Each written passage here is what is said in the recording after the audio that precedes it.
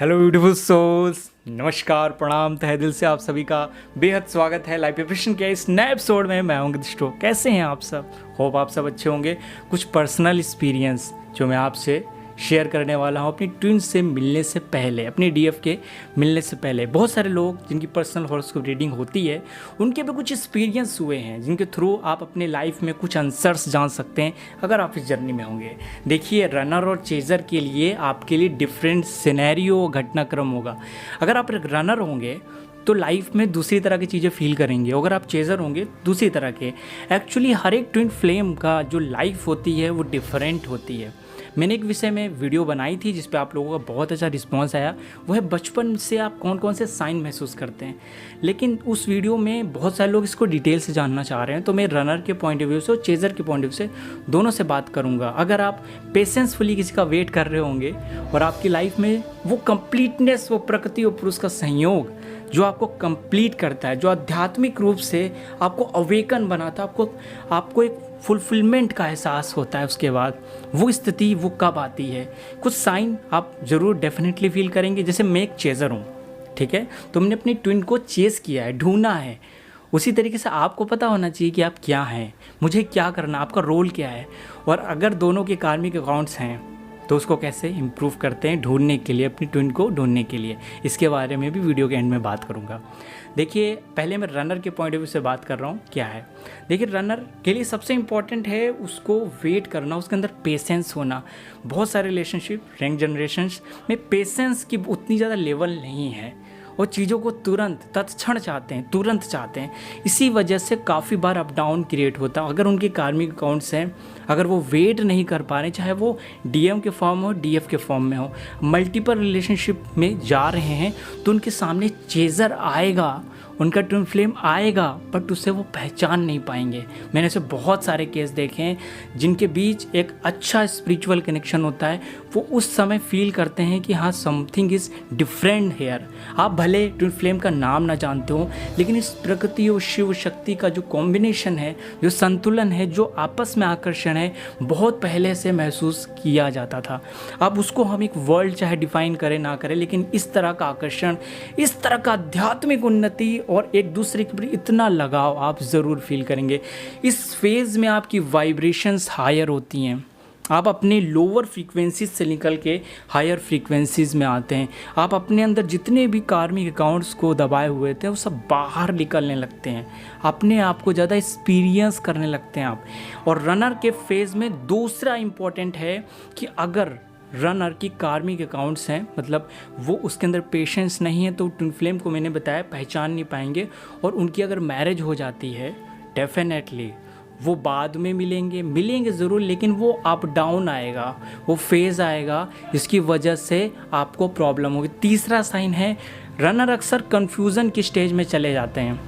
क्यों चले जाते हैं? अगर कोई डीएफ है, अगर ये कंफ्यूज हो रही कि who is my twin flame और नॉट, वो बहुत ज़्यादा इस पार्टनर को लेके या उस पार्टनर को लेके कंफ्यूज हो रही है, तो इसका मतलब सिंपल एक है कि आपके अंदर उतना पेशेंस नहीं है कि अपने डीएफ का, अपने डीएम का इंतज़ार कर सकें। अगर आप रनर हैं, आपको ये चाहिए, आप वेट करें, इंतज़ार करें, और वो परफेक्ट टाइमिंग ज़रूर घटेगी जिसमें आपकी लाइफ में उनसे मीटिंग होगी।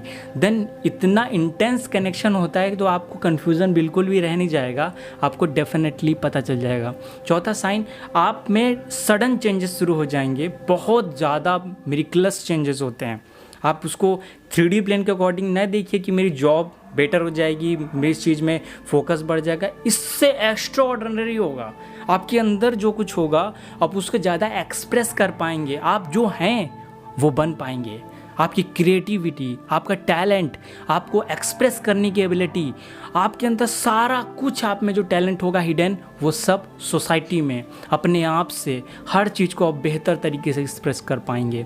आप अपने आप को जानना शुरू कर देंगे। एक समय पे आप सोचते थे कि मुझे स्पिरिचुअल जर्नी से कोई मतलब नहीं, जिसके प्रति अनअवेयर थे, वो अचानक से आप अवेयर हो जाएंगे, राइट, अपनी ट्विन के मिलने के बाद, क्योंकि उन्होंने ट्रिगर कर दिया है आपको, वो चीज़ें अंदर से आपके निकाल दी हैं। अब आपके फेयर्स आपके सामने खड़े होंगे, आपके पास दो रास्ते होंगे, अपनी ट्विन को पाना या उससे वापस से खो देना और मेटेरियलिस्टिक लाइफ में खो जाना। देन ये घटना रिपीट नेक्स्ट लाइफ में होगी, आप बैलेंस फिर से नहीं होंगे, अपने आप से फाइट नहीं कर पाएंगे। देन ये घटना फिर से प्रारब्ध हमेशा दोहराया जाता है, रिपीट होता है कुछ इवेंट्स। उसी तरह अगर हम चेज़र के पॉइंट ऑफ व्यू से बात करें, यहाँ पे घटना अलग होंगी, क्योंकि मैं एक चेज़र हूँ।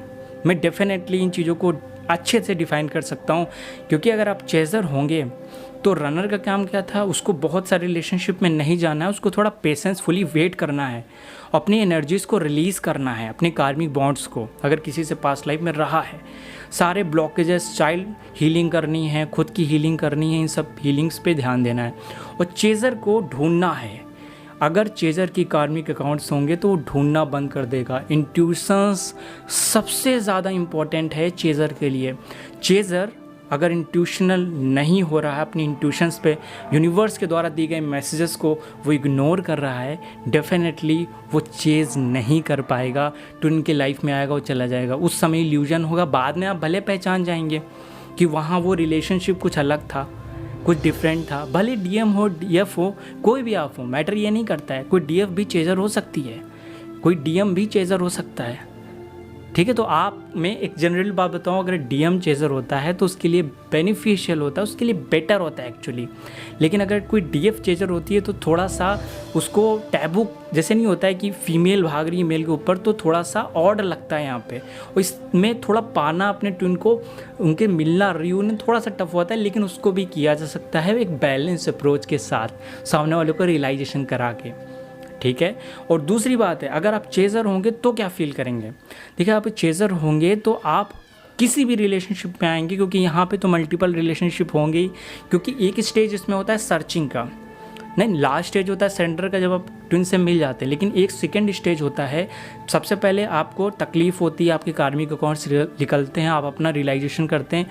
और जो चेज़र होता है वो थोड़ा सा इंट्यूशन, उनके अंदर पावर होगी, उसकी अवेकन थोड़ा सा पहले से होगा। वो अवेकन है, उसको पता है कि मुझे ढूंढना है, तो वो सर्चिंग के फेज़ में जब वो ढूंढ लेगा तो उसके सारी जो एनर्जीज़ हैं वो ट्रिगर होने लगेंगी, और देन इनके साथ भी एक्स्ट्रा ऑर्डनरी चीज़ें होने लगती हैं, यूनिवर्स गाइड करने लगता है। आप जो सोचेंगे एक्चुअली वो होने लगता है। आपने सोचा कि समथिंग जगह पे आपको जाना है, किसी पर्सन से मिलना है, अपने ट्विन से मिलना है, देन वो इवेंट हो जाएगा आपके साथ। आपने नेक्स्ट डे कुछ और सोचा, ये 2-3 साल आपका हो सकता है जो बबल फेज़ होता है ना, इसका लव स्टेज कहते हैं।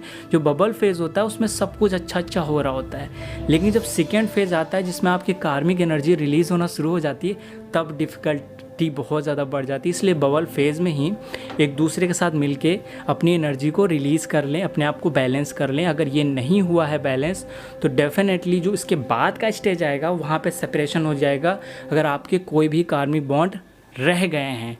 तो इस स्टेज में चेज़र को ध्यान देना है, ना तो रनर भाग जाएगा।